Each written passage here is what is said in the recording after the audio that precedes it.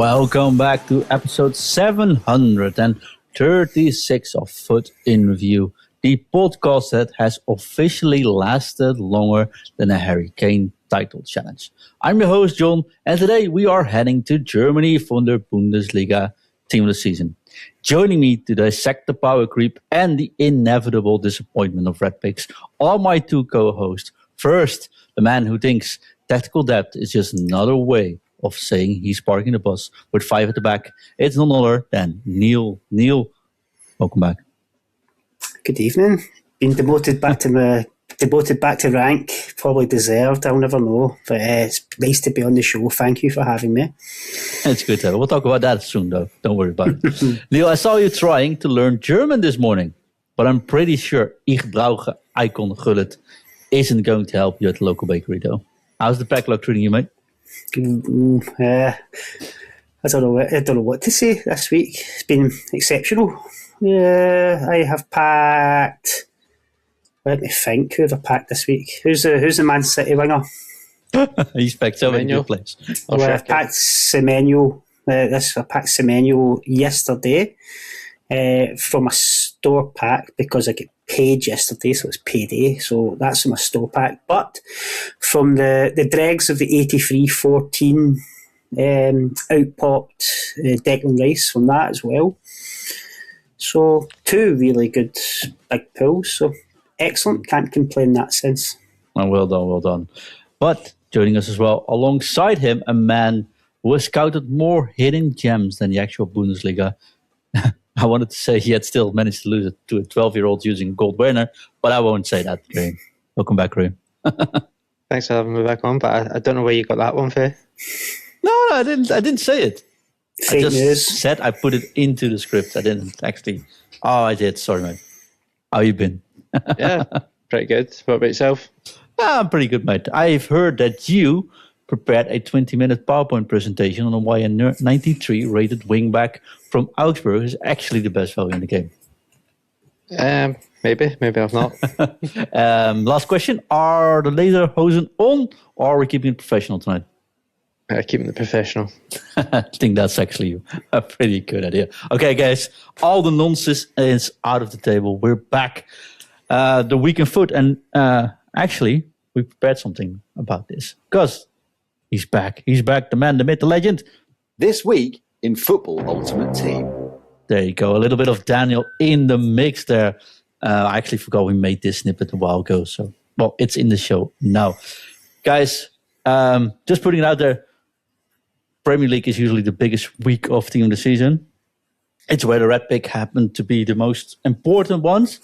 And it's also accidentally hitting in straight with our spring holiday break here. So I have been going to cinemas, theme parks, water parks, playing football, but I have actually been unable to actually pick up a controller during the weekend league. So no Red Picks from me.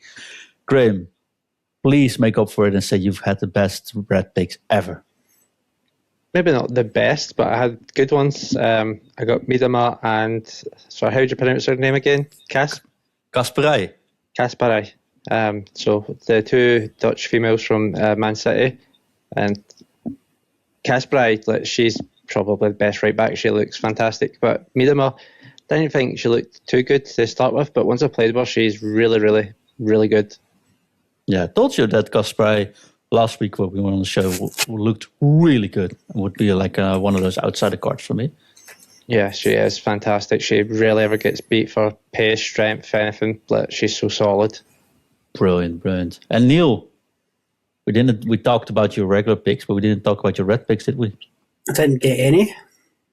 So I speed rushed my champs this Monday, mainly because the weather was good and I wanted to get outside. So that doesn't sound like a true professional podcaster talking about in a game, mate. You should be inside even if it's 30 degrees. No, it's too nice. So I wanted out, but I thought I'd try and experiment. Just because I had different players that I wanted to try in different positions and stuff, so I wanted to change formation, and because I really struggled to play, not so much a different way, but I struggled to play against everyone plays the 4-5-1 or the 4-4-1-1, and the 4-3-2-1 that I played just isn't cut for playing against that. So I managed to get 7 wins, but to be perfectly honest, I really struggled to get these 7 wins as well. I think I was lucky in a couple of games, and I found it really tough. I wouldn't say it was much sweatier than any other week because it was just the same old, but I struggled. 7 wins for me, I didn't pack anything from it. And to be honest, I kind of came off the game pissed off, to excuse my French, is how I kind of left it like that. It's no fun. I'll ask Graeme first how his Wicked League went, because I might have some, foot coaching analysis on your performances there. Maybe. Graeme, how's your weekend been for the train? You had 2 excellent red picks, but performance-wise and sweatiness-wise? 9 wins again. Again, a couple games where the other guys were just far better than me, so there's no grumbles there. But a few games, I don't know how I managed to lose them. Just silly, stupid wee mistakes and dodgy connections, despite being on an Ethernet and running on fantastic broadband. But 9 wins again, so I can't grumble. Sweatiness-wise, just as bad as it's always been. Found that more's been playing against the 4-4-1-1. I struggled a little bit more, but other than that, it was just as normal. Yeah. Some experiences from the team of the season weekend leagues, so to speak, over the past couple of years when we do with trainees. Neil, what you're saying is something we see very often coming back during this period, where people don't feel like playing because of nice weather or like me, holiday period, stuff like that. But they force themselves into doing some champs, and then champs always not going their way, like never. And I don't necessarily think it's that way because of a neutral perspective, but I do feel that if you start off with not feeling it or really not actually wanted to go for it, or going in there only for the rewards, for example, not saying you did that, by the way, don't get me wrong there, I think you already lost your top 10, 20% of performances before you even start your first match. Does that make sense to you? So how do I put it? I never take it seriously, champs. I play on my couch, sit back on my couch, and I don't sit up and stuff like that. I try and play it for fun. I think it's more a habit than anything else for champs. Doesn't help for me. When it's usually a week or 2 after the clocks change here, over the winter and stuff, I'll play the game. It's great. When the weather starts to change, I don't lose interest. I just feel my time's better spent outdoors doing stuff. And there was a few formation changes going straight into champs. That's never a good idea, is it? Especially when it's one that you're not used to playing. So I tried out the 4-3-2-1 only because I packed. So after the pod, next year I'm going to make a list, mate, with all your packs. Or we just do like on the thumbnail, we do like an image there or something with the play you packed this week. So I packed TK and I packed Cherky. So I really wanted to kind of try them both. I didn't really want to play Cherky. I wanted to play him as a cam. I didn't want to play him as a right mid, just for his kind of the way he dribbles and his play styles and stuff. So I played him cam, and I also had McCroif, and I wanted to try Ekitiki out. So I went to the 4-3-2-1 because I have got some good centre mids as well. The formation itself is fine. It's just tell me if I'm wrong or not, but the vast majority of the people that are going on playing this game in champs are 4-4-1-1 or 4-5-1, and they're not interested in. It's not an attacking game. It's a sit back, wait for a mistake, counter game, and every game's the same. I mean, when you're playing a 4-3-2-1, you can't defend against that. You're just getting eaten up in the counter constantly. Are you experiencing the same, Graeme? There. Most of the games are day 2 formations you come up against, and generally yeah, most people sit back and wait for a counter, but I try and strategically play smart so that my risks are minimised out wide rather than try to risk anything that will see me completely countered. Like I said, there was a few guys that were just obviously far better than me, probably 15-0, 14-0 sort of type of players that I came up against with no matter what I could do. They knew exactly what I was going to do probably before I knew what I was going to do. So, but in most games, like I said, generally, I think I could have maybe got 11, 12 wins, just two free games, that silly wee mistakes that when trying to break that defence, I was countered on. But like I said, as long as it's more of my mistake than anything else for me, that try just, like I said, if I try and minimise my risks out wide rather than through the middle, because I find if you do it through the middle, just it's game over. So, but yeah. The thing is, I do so much like this topic, Neil, that I'm going to change the show notes around for this one if you don't mind too much. Do as you please, mate. Absolutely. Normally we start with content, but this is a topic so dear to my heart and also like close to my job, right? That I do think we have to like take a moment to take a deep dive into it. Yeah. If you don't mind me saying, so my thoughts quickly are you're forced to play a certain way in this game. That's how I feel in the game. Yeah, I think there's two things going on here. There is, now let me rephrase that. There are a couple of things going on here. I think the first thing is definitely mentality, and not necessarily like your mentality, but your mental state when you start a week league like this, right? I think many people go in this champs weekends during team of the season to get red picks, so they'll just Google what's the best tactics or what's the most used tactics, and they use that. So it's usually more common this time of year that people use the same tactics. And I think very much agree that 4-5-1 is probably one of the most currently used tactics, right? So there's that. The second thing is I think there's a lot of people rushing their games. So I don't think champs is a good representative of your skill level currently, because like you said as well, Neil, people just jump in to get a chance at those red picks, get some packs in, but actually the weather's too good to sit in there and being hunched over and go full focus mode on playing champs. So I don't think it's necessarily bad a thing. And third, I definitely disagree with the fact that you are forced to play a certain way in this game. And I think this year is actually a really good example of where many tactics are viable, but you have to know what you're doing, if that makes sense. I'm not saying you're not knowing what you're doing, but let's say you play a 4-5-1 and they're playing high pressure. That's what usually happens. Nobody plays high pressure in this game. Well, I think this is the period to start playing high pressure. Let's put it like this, because current game, the cards, the players you're playing now, the cards you can get, they are often 99 stamina, very fast, very strong, good shooting. They got 3 play styles.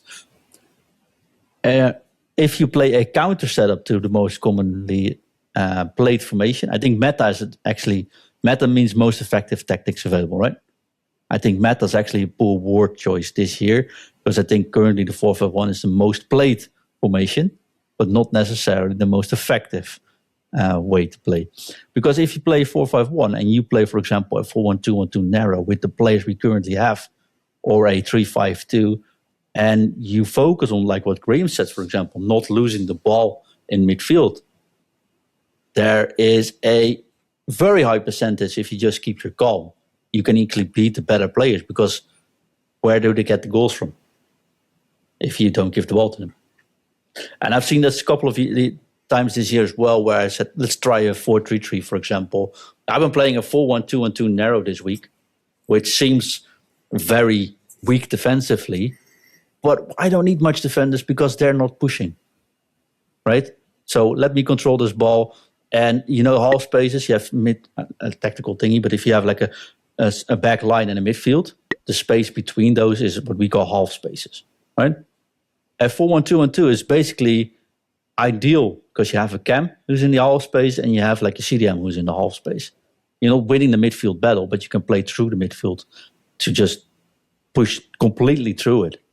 And I think what you will see in the next couple of weeks is people playing the 4-2-1-3, for example, or the 4-1-2-1-2 narrow, or the 4-3-2-1, more narrow formations, which the new players will allow for. And in 3 weeks from now, we'll see, the best tactics available are currently the narrow formations. And I think if you just start that now, I've played that might actually benefit. I've played 4-1-2-1-2 narrow for quite a while. I enjoyed it. It was a good formation. Yeah, I think now is the something I've time used, to go against it again. Yeah, probably. So could be a choice. As for the could be a choice. You're not sounding very convinced. No, I've played it. I've played it. I've played it quite a lot. That formation. In fact, I've had good luck with it because if I put in that formation, that allows me to play Vieira again, who's hands down the best CDM on the game for ball winning and physicality and stuff like that. And he can do a lot more other stuff. So he's great to play at a CDM position. It is a very good formation. I've played it loads of times. I wouldn't go back to a 4-3-2-1 because the two cams just go drift out wide, and then you've just got nothing in that half space as you're talking about. And it's a struggle to get a ball into your striker. Then your striker gets the ball, and then there's nobody there supporting them, and it's just a bit kind of a difficult formation to. It's my mistake. It's something to try, but that's how you learn, isn't it? Well, I don't necessarily think it's a mistake. Don't get me wrong at all. I think it's like I said, people use the same formation because that's the easiest way to get started, and probably the most used, so easiest to play and easiest to get your points with. So you know what your opponent is playing. I do think you put yourself a little bit on your back foot by playing, although you really might not feel like playing. And that just never helps, right? Especially when everyone else is on that sweat mode. Yeah, that's up to them. I mean, I'm not one for sweating. It's a computer game for me. It's not anything else. And if I get but you did rush your games this week, and you get frustrated by it, which normally I don't you're think probably you get right. necessarily. But that frustration get drowned away in my sun lounger quite quickly. So. Which it should be. Graeme, I see you nodding there, mate. You got anything on these maybe controversial opinions? Not really. I started the year playing 4-4-2, and then I've really just been trying to stick with my 4-1-2-1-2 narrow, and generally that's the formation. Nicholas 99, the pro, I've been using his 4-4-1-1 as a last option. So if I've been completely, like you said, the 4-1-2-1-2 narrow does have some defensive frailties, especially if they come out wide and they send their fullbacks up with their wide midfielders. You're very caught out with the 2-on-1. But the 4-2-1-3, I was using that as my backup formation, and I really found that really good. Like you said, with the half spaces, you do give up really the central of the park, but with the half spaces with the two CDMs and the cam, it really just gives you, if you can knock a lobbed through ball or a pinged pass through that gap, you really are setting yourself up for outnumbering them on a quick transition. I do think a lot of people just do play the same formations because certain amount of pros, when you go and look at the tournaments like today, there was the Serie A, vast majority was a 4-4-1-1 or a 4-5-1. So everybody will try to draw to that because that's like we had a couple of years ago Tex with the 4-2-3-1 narrow, and everybody was running that because Tex was running it. So I always find that whatever the best in the world do, the community generally follows. But I always say, you just try and find your own niche, your own groove, find something that works for yourself, and generally you'll get more enjoyment out of the game. I agree with that. Enjoyment is key. I mean, how many times do you take a kick-off, right, and you'll see an R9 or one of these top strikers, and the first thing they do is start sprinting back towards their CDM position and start jockeying. How many times does that? I mean, how can you enjoy playing that way? I don't know. You can't. Exactly. I don't do it. I agree there with you. Enjoyment is key. It's necessary. I mean, I honestly, and this might be my most controversial take today, and we're not even halfway through. I honestly think this game is pretty balanced. I honestly think so. If you play a 4-5-1, I got ways to counter it. If you play a narrow formation, I can probably play around it. I can make a 3 at the backward. I can make a 5 at the backward. In the end, when you play on pro level and it's all about margin, that's where you can like feel a difference, or you be weird not using the 4-5-1 or the 4-4-1-1, right? But as long as you're not on that level, there's no reason to go out, and this sounds weird from a content creator, to go out and get the most meta tactics. And that's what you see if you look at tactics Archel makes, for example, or the tactics I make and we put on the Patreon page. Those tactics aren't this will get you 15-0 in Weekend League. They might if you are enjoying yourself and you just know how to play it. But it will get you the same 10 wins while enjoying and doing something else. And I think that's key. Like, I honestly like tinkering in this game, using a formation, trying something out, using different players. That's why I like season team of the season, because I think it's very much able to do so. And it wasn't that long ago, like if you look at FC 22, 23, where you had one formation, and if you didn't use 4-3-2-1, you would be done. There's no way to play around it. So for all the things they've done not so good this year, I'm not even going to say the word wrong, I think the balance in the last two games, and this year especially, they got it right on. I think you're right there. I mean, the last two, was it FIFA 23 was the 4-3-2-1, 24 was the 4-2-1-3, I think. Is that right? Yeah. And last year was there was a formation last year as well, wasn't there? That was... Yeah, but also last year was very much, I mean, in the end, a 3 at the back won the World Cup, right? So there was ways around. Was it last year? It was a 5-back that was the king until they nerfed it. Is that right? They actually had to nerf the 5-back at one point. Was that last year's game or was that 24? They just banned it. Yeah.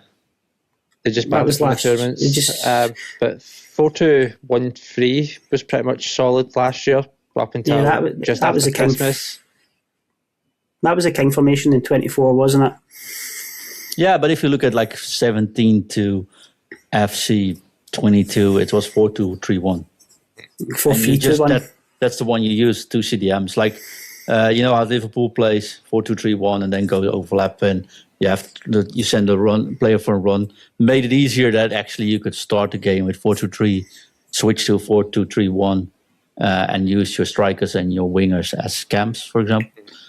So I think the way they've done it so far is pretty good, and I don't think there's one meta tactic currently. And I think if you focus on having fun, like you said, Neil, or using the fun players. Yeah, don't get me wrong. I mean, when the weather's rotten and I'm let's say trying as such, I mean, as I say every week, more often than not, this year I've had 8 wins. I've had 9 wins 2 or 3 times. 3 times I think I've had 9. But every other week I have 8 wins, regardless of the weather. So I was 1 win away from getting what I always get.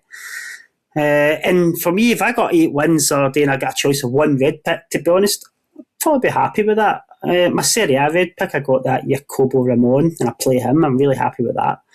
So it'd be nice if I could have squeezed out a win to get to my usual standard, but it just wasn't to be. And in the end, I use half a Feyenoord team currently, and I'm not playing worse than Feyenoord does in real life. So I think that's still spot. Yeah. Graeme is like, should I say something about Rangers, or should I just? He's holding off. He's holding off. Less said the better. Less said the better. Talk about less said the better. Let us know in the comments. You guys and girls have been tremendous spamming the Spotify comments with all your questions, remarks, reviews. Some of the reviews are so smartly written that a non-native English speaker like myself don't understand it, but thank you still for putting it all in there. So let us know in the comments on Spotify comments. If you agree, is there one formation that's actually the formation to use, or are there more options to do so? Is meta a real thing this year, or is it just a mindset and try to enjoy yourself? Drop it below. Guys, that brings us into halftime entertainment. Normally, Niels Neil provides me with a top 5 to discuss. So we always run the top 5. I have a list here in front of me. I got 2 lists actually, so I can pick whichever we think should be the one doing it. I am giving you a name. You're going to rank it from 1 being the best to 5 being the worst. Once you put something on a spot, you can't change that, and you each take turns. In the end, we get a top 5 for something, and it's either really good, like usually happens when Graeme and myself do it, or really poor when Chris does something there. So all the honors to you guys today. Also, Neil, just wanted to put out there, your hosting debut was terrific. And that wasn't the thing why I'm hosting today. You said, I'd rather have you hosting today. I actually offered you to do it as well. I'm quite happy to be back in my usual spot. However, I might return. We'll see. You will return. Because I will return. Yes. A little bit of housekeeping. The Crete event is starting at the end of next week. That means our usually recording night is a Friday night. And the moment we are recording now is the moment where I will land on the beautiful island of Crete next week. So, yeah, well, I won't be able to host anything while I'm there. I'm either busy making content, which, of course, you can check on patreon.com/futinreview, or I'd be busy, or unable to make content because of other reasons concerning some liquors that might get poured there. So Neil has already offered to take care of the show while I am away. Also, Graeme is away. John is also with me, and of course, Chris. So we got half the podcast team on location. So that's going to be fun as well. Back to the basics, back to the topic. I have a top 5. I had something Bundesliga related. I had something with German food related. But I'm not going to go there because I don't want to insult all my Scottish friends, but you're not known to have good knowledge about food so far from my experiences. So what we're doing is we're playing a tournament on Crete with real teams. So we're playing a tournament with the season teams, like the proper non-foot teams in the game. So what I did is I picked 5-star teams, and I want you guys to rank them. And of course, this list might be controversial, but in 2 weeks, when the tournaments have been played, we can actually see which team came out on top as well and see how good the list actually was. And there might be some bias with you guys. So I'm going to start with Neil. Neil, I'm going to ask you, where are you going to place Barcelona? Of course, 5 stars features a much stronger, improved squad compared to previous versions of the game, and Jamal actually having a good card.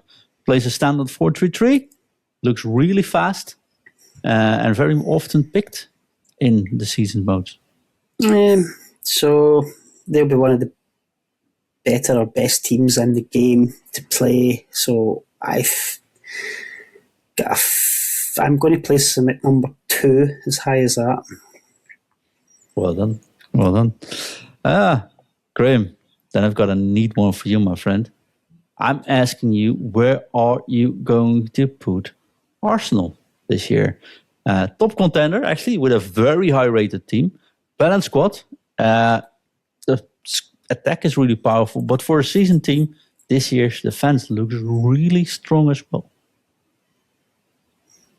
They're not number 1.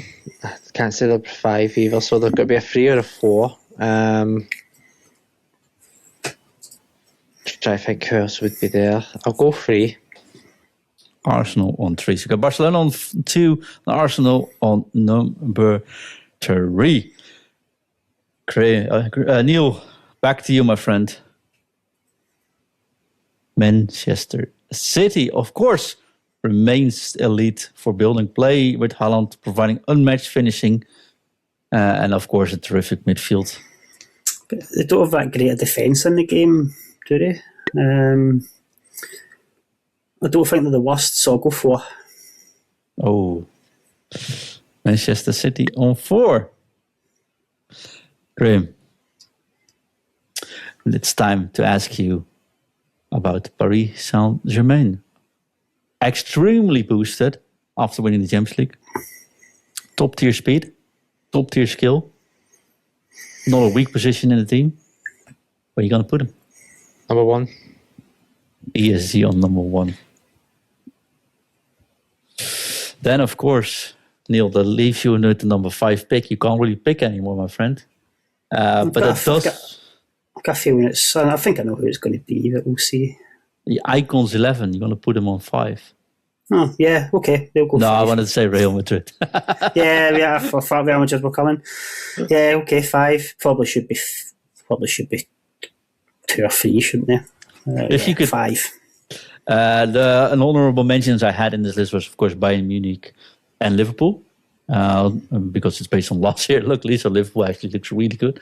If you can choose between the list is as follows: PSG on 1, Barcelona 2, Arsenal 3, Manchester City 4, and Real Madrid on 5. But if you can choose, if you would play the tournament, Neil, which of course, unfortunately, you aren't, which team would you pick? I'd probably stick with Barcelona. They've got the midfield and Yamal to do the dribbling, haven't they? They've got Lewandowski to score, so I'd probably choose them. 4-2-3 though might be a little bit weak against heavy midfields. I'm hoping that I'd be hoping that our fellow patrons play in a spirited way, unlike the rest of the community do. All right. Graeme, who are you going to choose next week? Playing the tournaments? If you're playing Rangers, basically, of course. But I was going to say, normally we have to play with our actual clubs, but out of that lot, probably say Arsenal. Oh. Even though I put PSG first, just for this year balance of playing in a competition, I'd rather Arsenal. Their formation, everything's just a little bit more balanced. It does. I've played it a little bit this week. Arsenal is actually one that I put on the list. I had Bayern Munich on it first, but I was like, that Arsenal team does look really good. Can you score from corners though? Well, no, you can't score from corners. Had it in with Arsenal. That's fair, probably fair enough. I would just recommend everyone just to do Real Madrid, if I'm quite honest, because there's no stopping Mbappe and Vinicius on top there. And that's just, especially when you compare it, like you're basically playing gold cards, right? And I think Haaland's good, but he's not as, I think City is on forward low, but I think Real Madrid, you got Bellingham, you can put them all in. You got the best goalkeeper of the game, basically in your goal in this game. You got Mbappe on top. And I think it's a very stable formation. So they usually start in like a 4-5-1 or a 4-4-2, depending on the update. So I think Real Madrid on 5, Neil, although you couldn't really choose, I think it's way too low for picking. Yeah, agreed. Hindsight's brilliant, huh? And also, of course, I could have said it as first, but I gotta make it count. I gotta keep. Where's the fun in that? Exactly. So I got fun though. We'll put the list on, and it's time to talk Bundesliga team of the season and more. Graeme, can I give you the word, my friend? We've got Bundesliga team of the season. We got the rest of the world team of the season, the Saudi Pro League, and I think the Frauen Bundesliga. Mm-hmm. You're not wearing lederhosen, but can you guide us through it, though? Yeah, so where do you want to start? What league? Well, let's start with, I think, the big league here is Bundesliga, no? Yeah, so got pretty much a Bayern heavy team, which surprised me a little bit. But obviously, the big stars, Harry Kane, the striker with 4 playstyles. We've got Elise, we've got Pavlovic, we've got Diaz, Upamecano, Kimmich, and Elise. They're sort of like your big, massive stars. Then obviously we've got our supporting acts. So like from Bayern, we've got Riesen, Schotterbeck, and Kobo. Probably the young star of the Bundesliga, Vizovic of Hamburg. Yeah, that's pretty much your big cards, I'd say. I think those cards are looking terrific. I mean, Harry Kane, wowzers. Terrific season, of course, but what a card that is. Any cards you want to highlight as being a cheap beast, as the scout that you are? So, cheap beast wise, I'd say Vizkovic. He's 246k. Obviously, it's not cheap, but given the level of the team, he's sort of the top end of cheap. He's obviously lengthy, so again, that's meta. He's got bruiser, he's got jockey, he's got anticipate, he's got intercept, fortress, so he's covered all the defensive play styles. He's got quick step, and he's got precision header, which is really good. Long ball gold. It's good for a centre back, especially if you do face anybody that's trying to bring in that high pressure game at the moment. A good long ball, you can chip it over the press and you can be away again. So he would be my cheap beast. Yeah, also 97 jumping, 96 strength, and 96 aggression on him. Yeah, he's got 92 reactions, 90 composure as well. If you walk into him, you break something. So yeah, looks good. Neil, any standout players you want to highlight from the Bundesliga team, the season team? Honestly, some of the cards have got some. Last week I thought they get the playstyles on a lot of these cards bang on, and the same probably with Serie A this week. There seems to be a few kind of random playstyles that have been added to a few of the cards.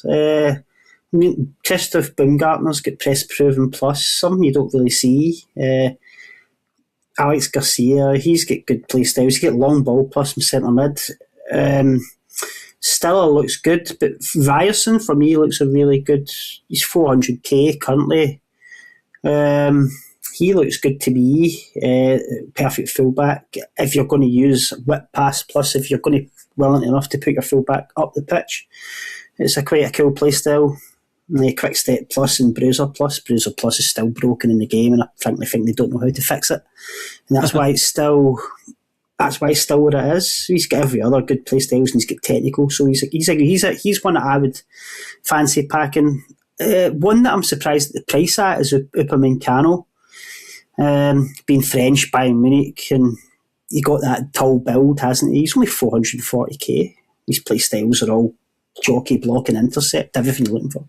I thought he'd be a bit more expensive compared to, say, like a Jonathan Tah, who's costing upwards of, well, I can't find him at the moment, but he's an 1.3 absolute, something. yeah. 1.3 million currently, yeah.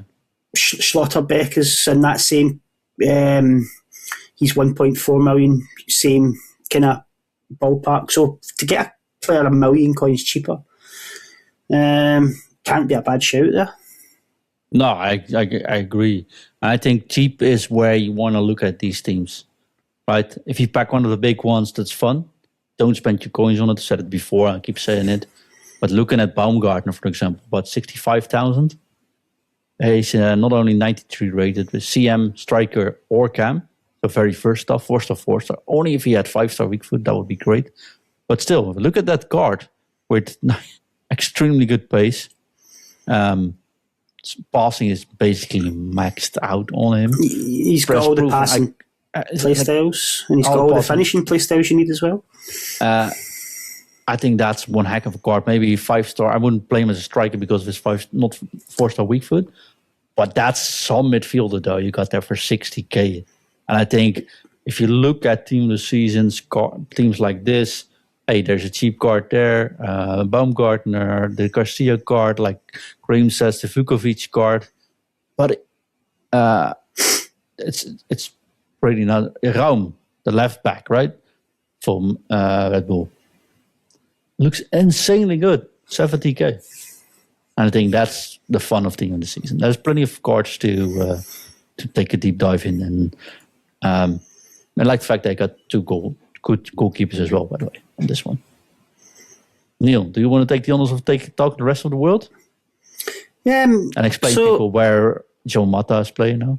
I don't know. You ask Homer that one. I could tell you based on his knowledge. I mean, from what I could see, there's a few. I mean, I don't know. I know the Saudi League has been added, or is that separate from the rest of the world? So if the Saudi League got a full team, yes. Okay. So the rest of the world, well, I can't really explain it any other way than how it's painted in the tin. So it's the rest of the world, isn't it? Libertadores, there's a couple of Libertadores cards, there's Argentinian League cards, Korean League. Korean League, from what I can Australian League. see, Australian League, so that's where Juan Mata is currently playing. I thought he retired 10 years ago.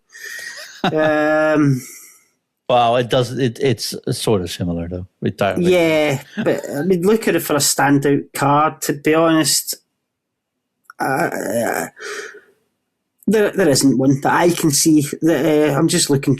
There's a couple of. I'd imagine these are the cards that you'll be packing all week. I think there's one card there that Graeme is eyeing. Juan Mata looks fantastic. Don't get me wrong. I mean, where is he? He's expensive though, from what I remember. 2.2 million, 5-star, left-footed. So it's the Cristiano Ronaldo syndrome, isn't it? You've basically got a Juan Mata card and 10 others, from what I can see. I mean, there's Muslera, the goalkeeper. I mean, he's pretty cool, but he's not anything massively to shout about. I feel you're just selling some cards short though. I might be selling some cards short. To be honest, I mean, if there's any you'd recommend there, I mean, there's not many on this that I could say, yeah, they look really good cards. I'll name some and I'll let Graeme take his pick on my picks. Okay? Okay. I think Kim Sung-soop looks really good, left winger. He is 22,000. I guess this is also, by the way, Graeme, this is the rest of the world syndrome, right? People don't look at these cards, honestly. Mm-hmm. So usually you see them drop up. But that's a 5-star, weak foot, 4-star skill move, left winger, superbly fast. His playstyles look really good. Yes, he's Korean League. He's there's that. But hey, combine that with Lee Dong-kyung, the cam, who can also play striker or center midfielder. He's actually 340,000 coins currently. I don't think we're the only ones seeing that card being good. 5-star. I don't think he has any stat on pace, shooting, passing, or dribbling under the 92. Something like that. That's. I think long passing at 90 is, then maybe volleys at 87's the only two that's under it. Yeah, and then there's unboosted cards. I think that's honestly looks a nutty card. That one. Di Maria looks a cool card, and I notice he's an SBC. He's an SBC. Yeah, I was on my list in a bit. Yeah, but I think those are definitely cards that can stand out. But even Alarab, 440 currently. Nobody ever know this guy. But that looks really strong. 95 defending, big, strong, 6'2". Graeme, did I miss anyone here? Did I say anything weird recommending these cards? No, so we had sort of talked about it before the show. Lee Dong-kyung, I think, looks a fantastic cam. Like you said, he's 5-star. He's got low driven, he's got incisive, and pinged is gold. He's also got finesse, game changer, inventive, ticky, and technical and rapid. So impressed proven. I think he's top 10, maybe top 5 cam in game. Obviously, being the rest of the world, Korean, you sort of look down on, but like you said, he's fantastic. I think El Rab's the pick of the bunch still for me. I think he's easily top 5 centre backs. He's got the best play styles as gold, bruiser, anticipate, and intercept. He's got jockey, he's got block, he's got side tackle, aerial fortress, silver. He's also got quick step at silver, which is great on a centre back, and then ping, pass, and long ball. So, like I said, when you do get these people that are starting to choose to use the more high pressure style game, they're able to either ping a ball over the press or ping it through the press is really, really great. And then, yeah, his passing's not that great. He's got 94 short passing, 87 long pass. The rest it's like vision, crossing, curve, and free kick kicks. It brings it down. Shooting, you really don't want centre back shooting anyway. But his acceleration, he's pretty good. 94 sprint speed with being lengthy. His dribbling's pretty decent, but he's got 92 reactions, 92 composure, so he's going to be good on the ball. His defensive play stats are really good, and so is his physicality. I think he's top 5 centre back. And obviously being in the Saudi, not the Saudi League, the South Korean League, and being Jordanian, I think he might be overlooked, but I think he's a fantastic card. These cards get an extra boost anyways, right? You do, yep. Yeah, so we're combined with an icon in your team, you're pretty much set anyways. Yeah, and if you've got a Korean and you've done the Heung-min Son as well last week, that's an extra added bonus. Look at that Korean players, though. It sets up your wingers and your cam like instantly here, or not even too much, and really cool team. really cool. What might be the best team of the season team so far is perhaps, Neil, the Saudi squad. Some crackers from what I can see. We've obviously, for me, the pick of the bunch in there, talking about centre-backs, is Ibanez. Is it Roger Ibanez? Mm-hmm. I mean, he's been, even his gold card is evoed, people are still using that. That's a fantastic card, and it's a great price as well. He's got all the top play styles that you want. He's got quick step plus, bruiser plus, jockey plus.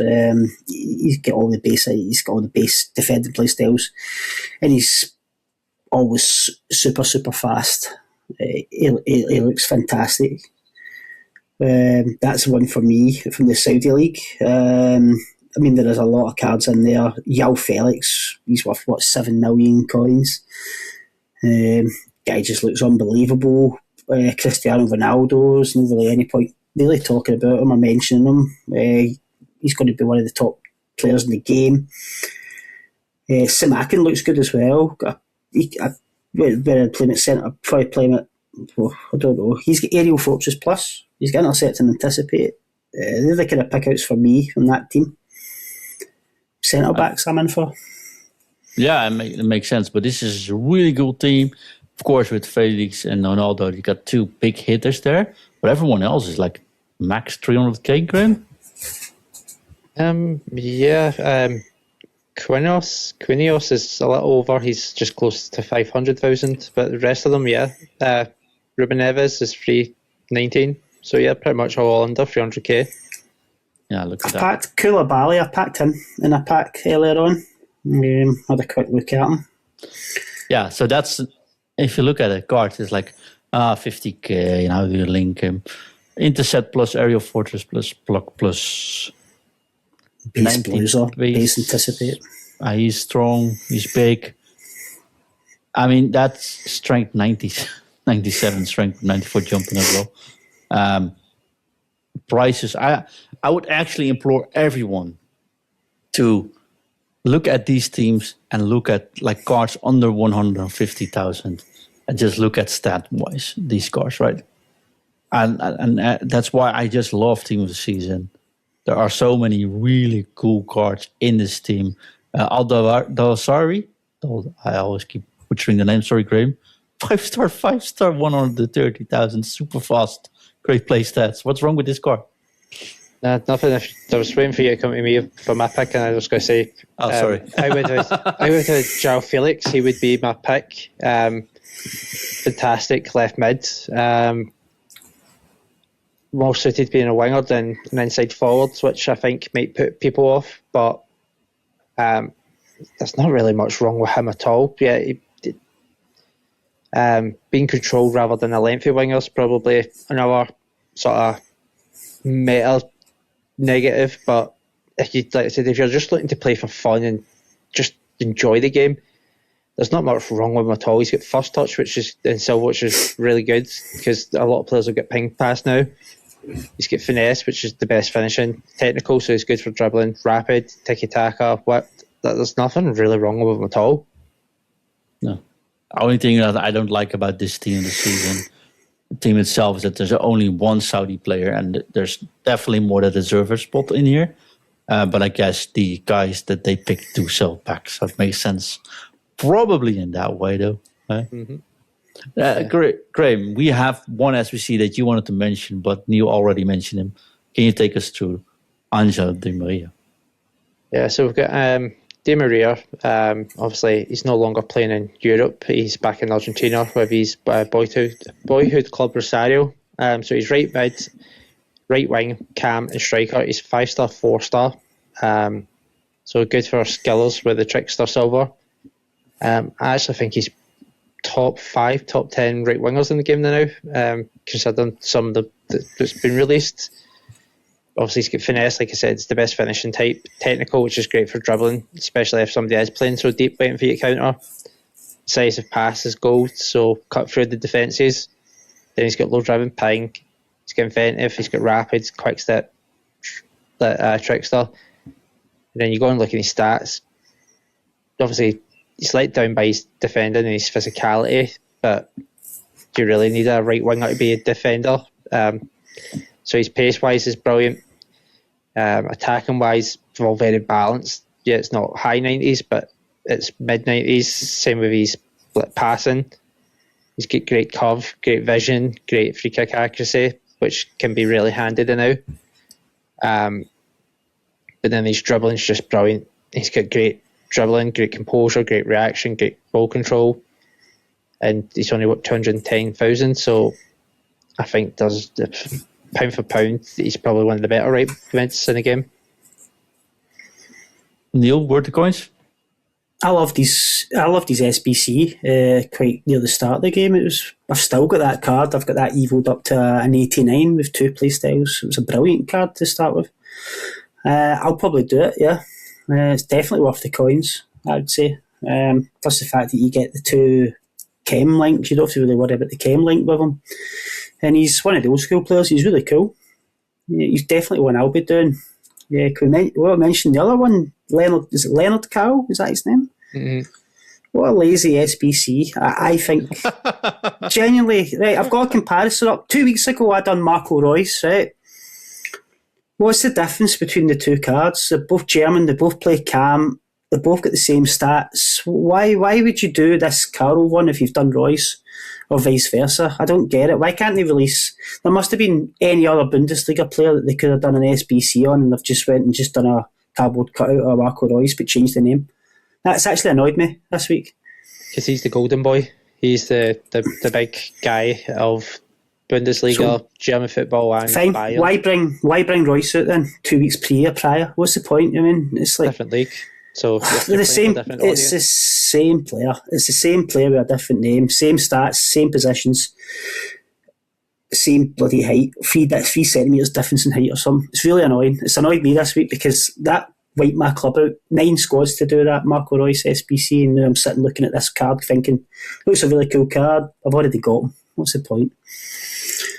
Because not everybody wants a Marco Reus or an MLS player. Some people maybe don't like Marco Reus for club reasons. So with that, Carl, like I said, he's the new golden boy of German football. So if you are a Bayern fan or a Bundesliga or a German fan, you're probably more hyped by a Carl than you are by a Reus. It's playing to a different audience.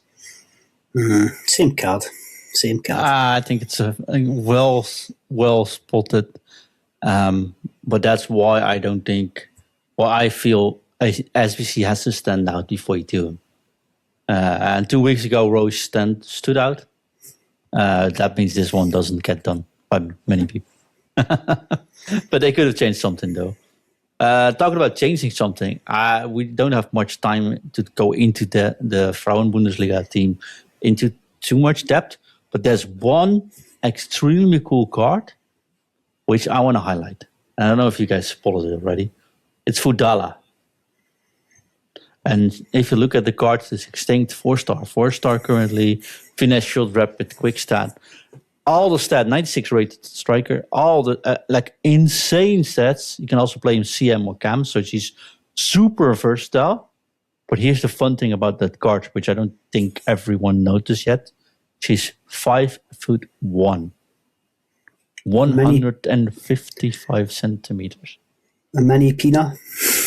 A mini Pina. Well, and I'm afraid that if you look at these stats, with 97 attacking position, 97 finishing, 98 shot power, 98 long shots, poor penalties, who cares? Short passing, extremely good, but also 95 balance, 96 reaction, 98 ball control, 94 dribbling, composure, 88, but I don't care too much.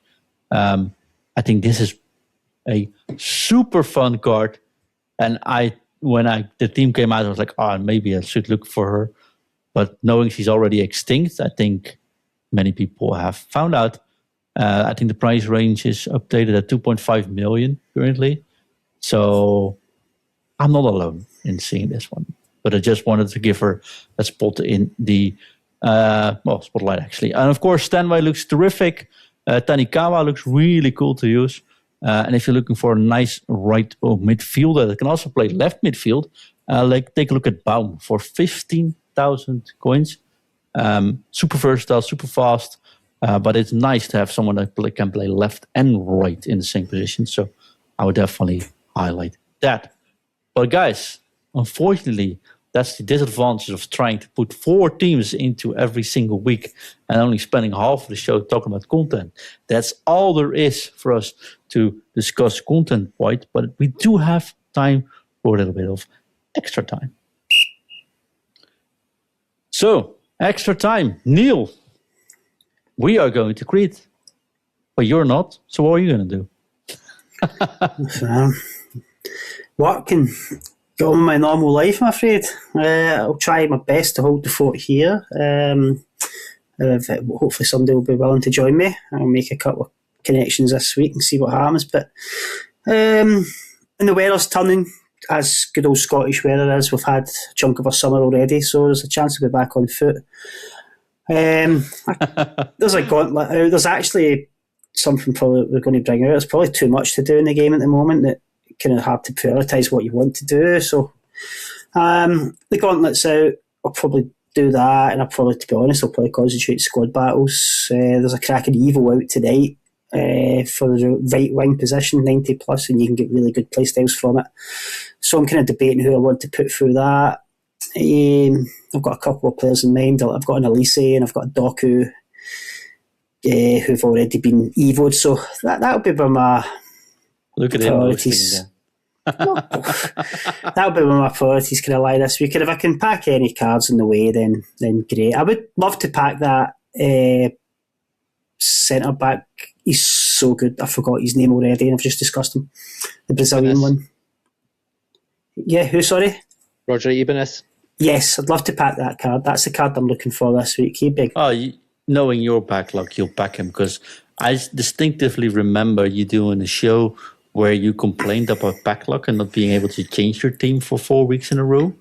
And after that, you've packed Mbappé, Gullit, you name everything. Somebody must be listening to me, yeah. But I'll obviously be wishing you guys all the best in Crete, and hopefully you get the good weather and all break you deserve. Cheers, man. Although it is still work, because we'll make a lot of content, aren't we going to do that, Graeme? Yeah, fortunately, there's no rest and relaxation, so there will be. Oh, there is.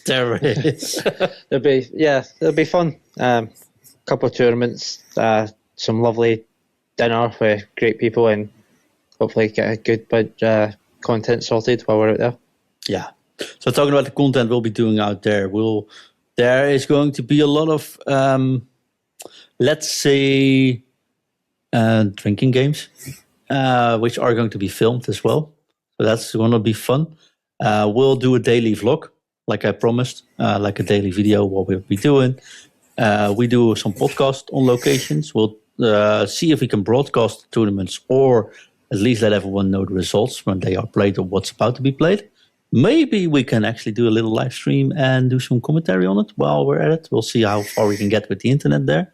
But what I wanted to say is that if you go to patreon.com/futinreview, you can, of course, see all the content coming up. You can get the podcast free and you can support us. It's about $1 a week. And it does help us tremendously. But also, you can also become a free member.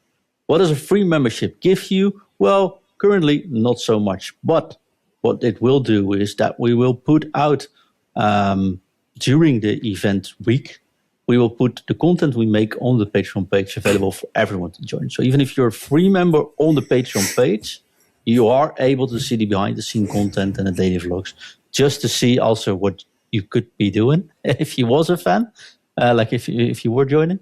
But also, I think it is too big of an event to keep locked behind a paywall for everyone. So you can join us as a free member, patreon.com/futinreview, and still see what we're doing that week.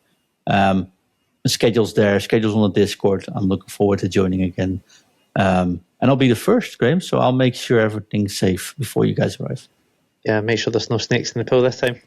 No snakes in the pool. I'm definitely not going into the pool, so there might be a snake in the pool. We'll talk about that later. Guys, thank you so much. Neil, thank you for keeping my hosting seat warm while I'm away. It does. Fine enough. We'll see how it goes first. You should be fine. It might mean we have a little bit of a different schedule, but we'll keep everyone posted throughout socials and, of course, on the Discord. channel as well. Thank you so much. It leaves us just with one thing left to do, and that is to drop it. Drop it. Drop it. T. U. T.